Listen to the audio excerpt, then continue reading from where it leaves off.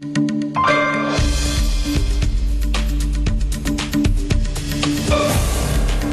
門晉身世界第一賭城。旅遊業、博彩業開始多元化，我相信咧周邊亦都有好多其他唔同嘅行業啊，亦都可以不斷咁受惠。幾條錢係困難嘅，你當賭錢就俾錢到㗎。繁榮背後，有人話唔係個個受惠。嘅人工呢2年係加咗啊，但係個樓價升得好快，我哋冇本事買，全部都益晒啲老細。為工人福利。點解陳國運國家勞動節個咁響應呢？就係話呢民職佢嘅願係上當頭。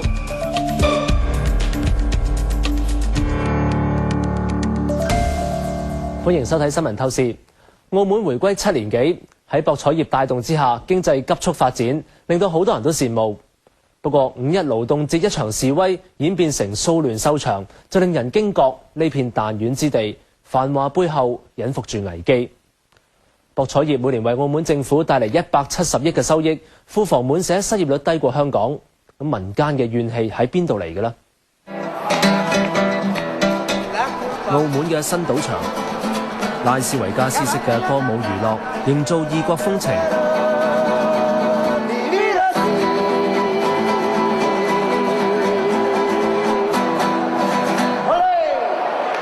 澳門回歸之後，全速發展博彩業。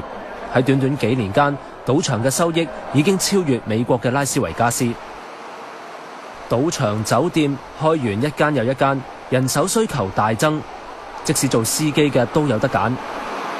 揸賭場穿梭巴士，比以前揸公共巴士嘅人工起碼高2-3成。10個我諗起碼有6個走晒嚟呢度都止啊！揸穿梭車嚟計，起碼食下食佢，乜都係食佢比較好，即係好啲咯。巴士又唔係乜都冇嘅，啫食下食司機，食塵有得食。經濟蓬勃，刺激樓市不斷咁升。我哋一小部分係賣俾投資移民嘅啫，咁其他大部分我哋都招租。好多人都有嘅。李先生專程由廣州嚟澳門睇鋪又睇樓，揾投資嘅機會。全世界都冇幾多國家有嘅，呢個係一個投資嘅嘢。而且呢個呢，可以講澳門將來呢，可以講係一個好富裕嘅地方嚟嘅。澳門好多新樓盤單位已經賣到200-300萬。由於之前推出嘅投資移民計劃門檻較低，投資100幾萬就可以移民澳門，連帶舊樓嘅售價都被推高埋。大陸嘅投資者、香港嘅投資者、本地投資者、本地居住嘅都有，咁呢就仲有啲呢就係外來嘅基金。許先生做咗10幾年地產經紀，佢話呢2年樓價以倍數上升，前所未見。本地人如果做同博彩業有關嘅工，揾到錢都有條件買樓。依家都差唔多係俾娛樂場所、服務場所，後生啲嘅全部都去晒嗰啲地方做嘢。通常如果2公鋪啦，一個如果係賺2萬零蚊嘅話咧，就願意去買咧，都係100零萬嘅樓宇。人口只有51萬嘅澳門，博彩業係經濟命脈。06年錄到560億澳元嘅收益，抽嘅稅佔咗政府總收入嘅7-8成。人均生產總值飆升到28,000美元，只有唔夠1萬人失業。不過數字背後係貧富懸殊問題越嚟越嚴重。澳門回歸7年幾，每年嘅5一勞動節幾乎都有遊行示威，今年亦有2000人走上街頭。還政移民，反對貪污政府。以商為師啊，唔係為我哋個市民啊，每一樣嘢都係17年來8年樣樣都做唔到㗎。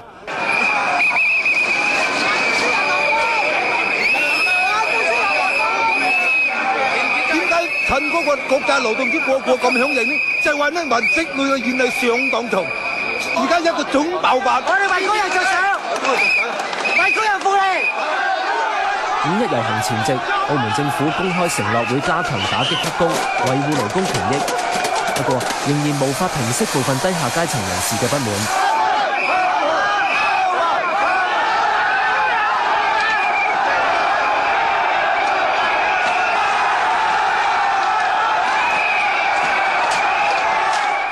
警民衝突之間，更加出現警察開槍嘅場面。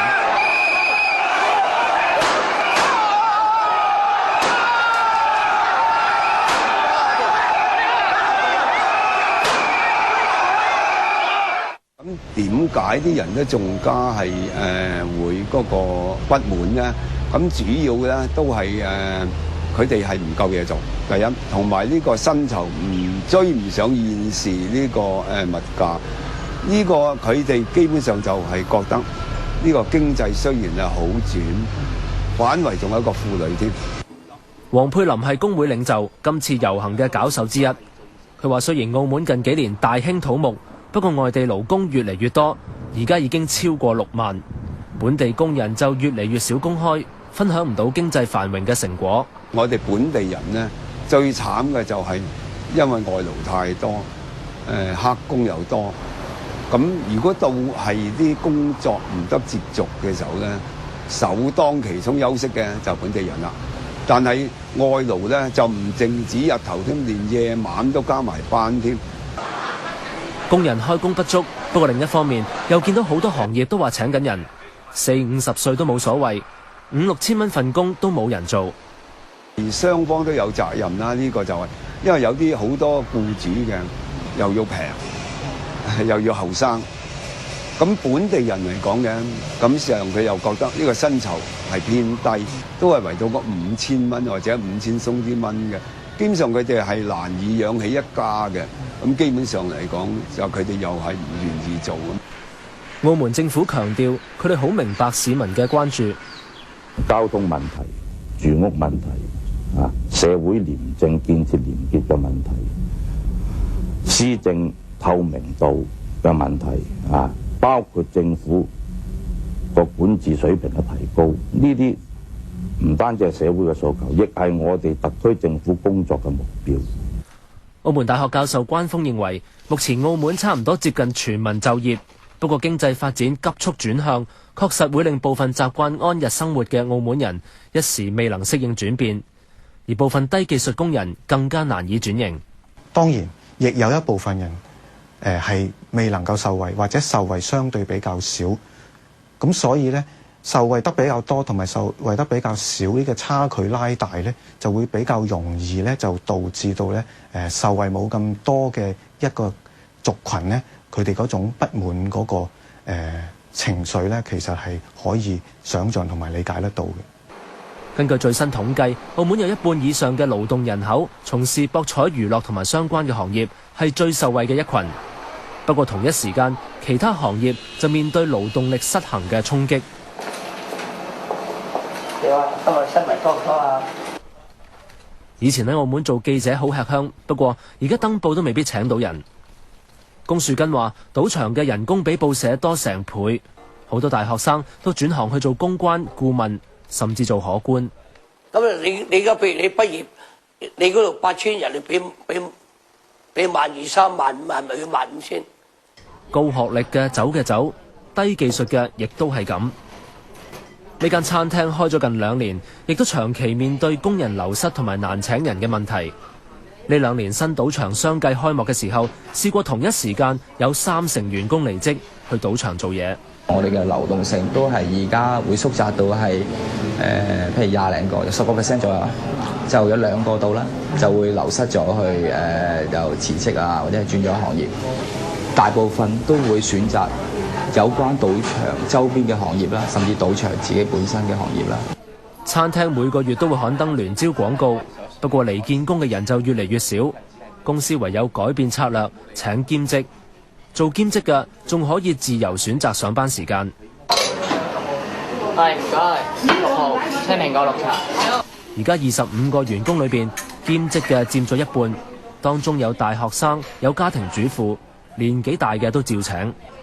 每一個員工我哋都有個基本嘅一個訓練俾佢嘅，所以佢有興趣，其實已經係好好嘅開始。而我哋公司就無任歡迎咯，所以喺個登廣告嗰度咧，我哋係絕對唔會有個年齡嘅分別啊。過去幾年，澳門嘅失業人口維持住1萬左右，今年頭3個月更加降到9000幾。